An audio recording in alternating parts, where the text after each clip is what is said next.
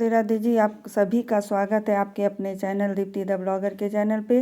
तो अभी इस समय बज रहे हैं शाम के 7 और 7 मतलब अभी कुछ देर पहले ही हमने चाय वगैरह पी लिया है। और संध्या आरती पूजा करने के बाद जब चाय वगैरह पी के फिर उसके बाद हम किचन में यहाँ घुसे हैं खाना बनाने के लिए। तो खाने में आज हमने बनाया है हरी गोभी सॉरी ब्रोकली और हरे मटर का तहड़ी या पुलाव जो भी कह लीजिए।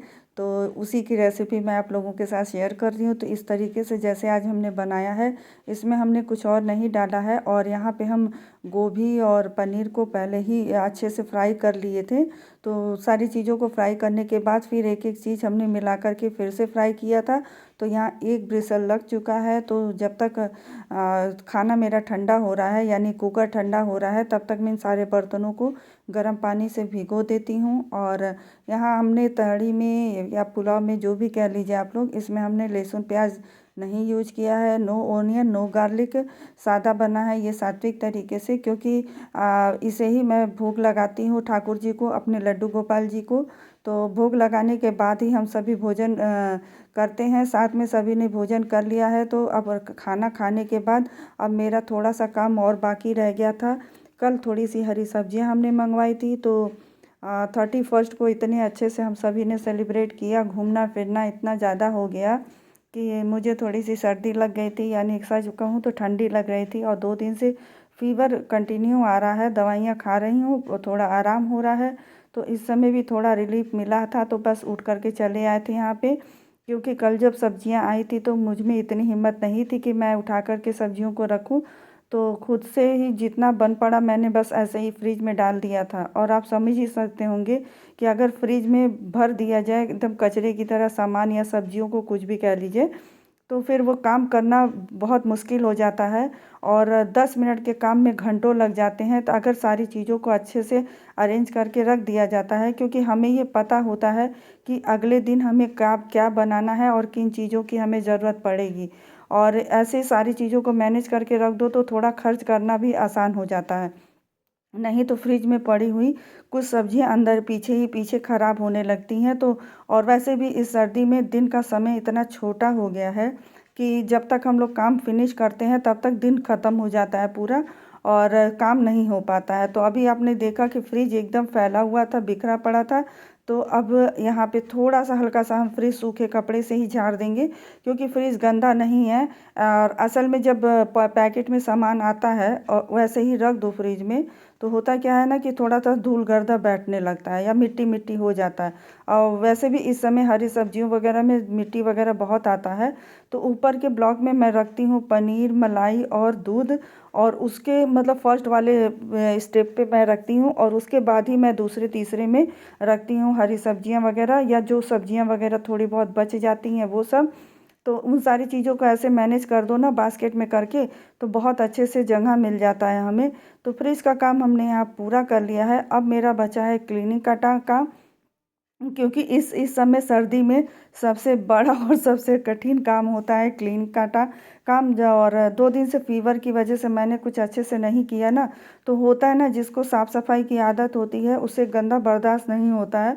तो वैसे भी मेरा काउंटर टॉप और किचन का टाइल्स वाल आप जो देख रहे हैं वो थोड़ा सा वाइट पे है। अगर 2 से 3 दिन इसको ना साफ करो तो अजीब सा जैसे तेल के छींटे, हल्दी के छींटे, ये सब साफ दिखाई देते हैं। तो इन सारे कामों को मैं डेली डेली बेस पे ही करती हूँ, बिना बिना स्किप किए, क्योंकि अगर छोड़ दो तो फिर अच्छा नहीं लगता। तो वो सारा काम मेरा सरल बन जाता है 2 चीज़ों से। एक तो वो गर्म पानी और होममेड डेटॉल जो लिक्विड मैं घर पे बनाती हूँ, और दूसरा सबसे बड़ा हेल्पर मेरा होता है ये ग्लव्स। इस पूरी सर्दी में हम पानी का, किचन का जितना भी काम करते हैं वो सारा ग्लव्स पहन करके ही करते हैं, जिससे ना तो मेरे हाथ कहीं से कटते फटते हैं और ना ही बिल्कुल ड्राइनेस होते हैं। क्योंकि अगर आप ठंडे पानी से काम करो तो होता क्या है ना कि मतलब हाथों में दर्द होने लगता है, स्वेलिंग आ जाता है ठंडे पानी की वजह से। और बहुत लोगों के हाथों में तो हमने देखा भी है और सुना भी है कि इचिंग वगैरह भी होता है। तो उन सारी समस्याओं को मुझे नहीं जूझना पड़ता, मुझे नहीं झेलना पड़ता। और पानी अगर ज़्यादा गर्म यूज करो तो उससे हाथों में ड्राइनेस बहुत आता है, रफनेस बहुत आता है। तो उससे इन सब चीज़ों से बचा लेता है। और जो होममेड रेमेडी वाली डेटॉल जो मैं रेमेडी की बता रही हूँ उसे भी मैं बराबर यूज करती हूँ, जिससे कि मतलब उसमें बिल्कुल भी केमिकल नहीं है, सारा घर का सामान है वो, और बहुत अच्छा पड़ता है मेरे लिए, तो बहुत ही हेल्पफुल है वो। अगले ब्लॉग में मैं आप लोगों के साथ ज़रूर उसको मैं शेयर करूँगी। और ये ग्लव्स पहन के कोई भी बड़ा बर्तन या छोटा बर्तन बड़ी आसानी से धुल करके इसको हम साफ़ कर लेते हैं, हमें कोई दिक्कत नहीं होता। हाँ, बस इसमें थोड़ा ध्यान ये रखना पड़ता है कि ये जैसे रबड़ जैसा इसमें है मटेरियल इसका, तो अगर जैसे कोई नुकीला बर्तन रहेगा, जैसे चाकू वगैरह धुलते समय हमें ध्यान देना रहता है कि अगर इससे लगेगा तो ये तुरंत फट जाएगा, तो उन्हीं चीज़ों से थोड़ा मुझे बचाना रहता है। अदरवाइज़ आपने देखा कि मैं सारा काम बिल्कुल ईज़िली कर लेती हूँ। और यहाँ थोड़ा सा पूजा का बर्तन था, तो रात में सोने से पहले मैं इसको भी धुल लेती हूँ, क्योंकि सुबह उठते ही फिर तुरंत मुझे आरती वगैरह करना रहता है, ठाकुर गोपाल जी को भोग लगाना, स्नान करवाना, तो उन सारे चीज़ों में ना बर्तन बहुत अधिक निकल जाते हैं। अगर इस समय मैं रात को ही छोड़ कर सो जाऊँगी तो फिर सुबह मुझे पूजा वगैरह करने में काफ़ी टाइम लगेगा, और गोपाल जी की सेवा करने में मुझे कम से कम 1 से 1.5 घंटा या कभी-कभी तो 2 घंटे भी लग जाते हैं।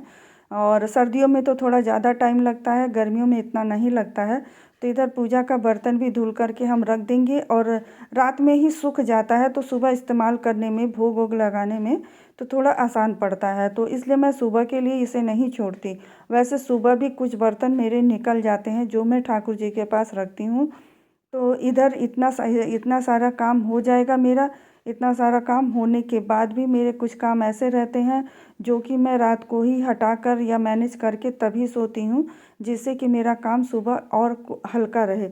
इधर उधर चीज़ें जो बिखरी रहती हैं उन सारी चीज़ों को समेट लेती हूँ, और जिन चीज़ों की ज़रूरत मुझे कल सुबह या कल दिन भर नहीं रहता है, उन चीज़ों को फ़ोल्ड करके हटा देना, ये सारे काम भी हो जाते हैं। वैसे सब्जियां तो मैंने पूरी तैयारी कर ली है कि कल मुझे क्या बनाना है नाश्ते में, ये डिसाइड हो चुका है। कोशिश करती हूँ कि रोज़ डेली रात में ये सारी तैयारियां मैं कर लूँ, और कभी कभी नहीं हो पाता है तो ही शायद थोड़ा सा होता है। वो ऐसा इसलिए होता है कि अगर मान लीजिए अगले दिन किसी की छुट्टी है, किसी को नहीं जाना है, तो चाहे हो सकता है कि थोड़ा सा आलस हो जाए, थोड़ा सा लापरवाही हो जाए। तो इधर किचन का सारा काम हमने समेट लिया है, और समेटने के बाद आप देखिएगा, अब इसे मैं गर्म पानी से अच्छे से धुल लूँगी, तो ये बिल्कुल भी इसमें ना तो स्मेल रहेगा और ना ही बिल्कुल गंदा रहेगा, और बिल्कुल एकदम ये चमचमाता हुआ तैयार हो जाएगा। तो यहाँ सारा काम हो चुका है। तो चलिए अब मिलती हूँ आप लोगों से थोड़ी देर बाद। और यहाँ गर्म पानी में मैंने यहाँ पे डाल दिया है थोड़ा सा किचन का कपड़ा, जो 1-2 पीस जो था, और जो बर्तन धुलने वाला जो स्क्रब होता है, उन सारी चीज़ों को मैं भिगो कर रात में ही रख दूँगी, क्योंकि ये अच्छे से सुबह तक बिल्कुल बढ़िया से साफ़ हो जाएगा बिना मेहनत किए। मैं हल्का सा, और ये वाला जो लिक्विड है बर्तन धुलने वाला, ये मेरे लिए बहुत यूज काम का है। बस 2-4 बूंद डाल देती हूँ और सारे कपड़े खूब अच्छे से साफ़ हो जाते हैं। तो चलिए, अब कल सुबह के लिए हमारा किचन रेडी हो गया है। अब मैं चलूँगी उधर टीवी वाले रूम में, वहाँ बैठ कर के थोड़ा सा अपने आप को, खुद को पैम्पर करूँगी। और शाम की दवा तो हमने खा ली थी, अब इस समय रात की भी दवा खाऊँगी। बस इतना छोटा सा काम कर लूँ तो फिर उसके बाद मेरा अपना सारा काम हो जाता है। और वैसे हाँ, घर पे भी मैं थोड़ा बहुत होममेड बना लेती हूँ अपने लिए मॉइस्चराइज़र, जो ज़्यादा इजी पड़ता है, नो विदाउट केमिकल। तो यहाँ दवाइयाँ खाने के बाद अब मैं चलूँगी सोने, फिर चलती हूँ, मिलती हूँ बाद में आप लोगों से। राधे राधे।